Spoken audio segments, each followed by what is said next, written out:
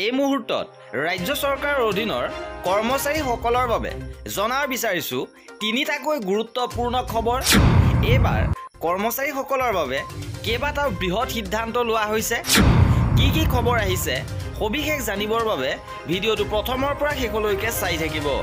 জনাব বিচাৰিছো আজি প্ৰথমটো গুৰুত্বপূৰ্ণ খবৰ যে 3 মাহৰ ভিতৰত দিব লাগিব অনলাইন কোৰ্সৰ সাৰ্টিফিকেট। যে কেৱল শিক্ষকে নহয়, এবাৰ নতুনকৈ পঢ়িব লাগিব বিত্ত বিভাগৰ বিষয়াই। প্ৰয়োজনীয় শিক্ষাগত অৰ্হতাৰে নিযুক্তি লাভ কৰাৰ পিছতো DLED, BEd, NET, SLET degree আহৰণ কৰিবলৈ শিক্ষকে অতিৰিক্তভাৱে অধ্যয়ন কৰিবলগীয়া হোৱাৰ দৰে এবাৰ বিত্ত বিভাগৰ বিষয়াসকলেও নতুনকৈ পঢ়িব লাগিব আৰু বিভাগটোৰ কোনো বিষয়াই এই ক্ষেত্ৰত ৰেহাই নাপাব। চৰকাৰী কাম-কাজ সুচাৰুৰূপে পৰিচালিত কৰাৰ প্ৰতি লক্ষ্য ৰাখিয়ে এই সিদ্ধান্ত লোৱা হৈছে। বিত্ত বিভাগৰ সচিবে জাৰি কৰা নিৰ্দেশনা অনুসৰি বিভাগটোৰ অধীনত থকা অসমৰ বিত্ত সেৱাৰ বিষয়া, গাণনিক সেৱাৰ বিষয়া, বিত্ত আৰু অৰ্থনীতি সেৱাৰ বিষয়াসকলক নতুনকৈ অধ্যয়ন কৰা বিষয়টোত সামৰি লোৱা হৈছে।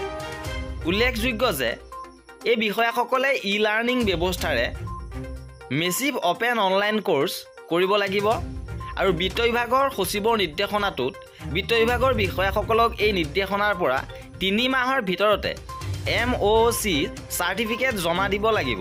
এইবাৰ জনাব বিচাৰিছো আজি পৰৱৰ্তী গুৰুত্বপূৰ্ণ খবৰ যে সমগ্ৰ শিক্ষা অসমৰ ফালৰ পৰা নোটিছ প্ৰকাশ কৰা হৈছে।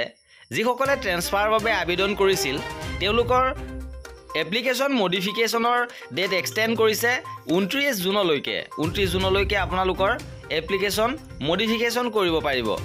ইপিনে ৰাজ্যিক কেবিনেটে কৰ্মচাৰীসকলৰ বাবে লৈছে বৃহৎ সিদ্ধান্ত। এইবাৰ শিক্ষক কৰ্মচাৰীসকলৰ বাবে এই বৃহৎ সিদ্ধান্ত লোৱা হৈছে।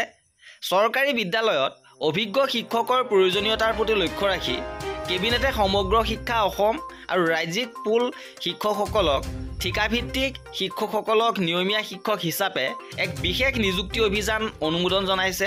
ৰাজ্যৰ নিম্ন প্ৰাথমিক আৰু উচ্চ প্ৰাথমিক বিদ্যালয়সমূহত নিয়মীয়া শিক্ষক হিচাপে এই অভিজ্ঞ ঠিকাভিত্তিক শিক্ষকসকলৰ পাৰ্শ্বীয় পৰিৱেশ ব্যৱস্থা কৰাৰ বাবে বিদ্যমান সেৱা বিধিৰ সংশোধন কৰা হ'ব আৰু এই সিদ্ধান্তই ৰাজ্যৰ প্ৰায় 35,133 গৰাকী ঠিকাভিত্তিক শিক্ষক লাভান্বিত হ'ব।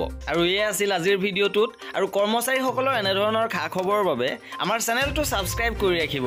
ভিডিঅ'টো শেষলৈকে চোৱাৰ বাবে বহুত ধন্যবাদ।